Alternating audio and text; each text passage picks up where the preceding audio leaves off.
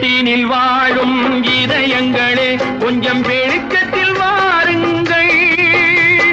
நல்லவர் உலகம் எப்படி இருக்கும் என்பதை பாருங்கள்.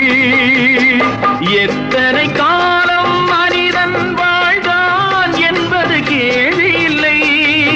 அவன் எப்படி வாழ்ந்தான் என்பதை உணர்ந்தால் வாழ்க்கையில் தோல்வி இல்லை. வாழ்க்கையில் தோல்வி இல்லை. தாய் மேலா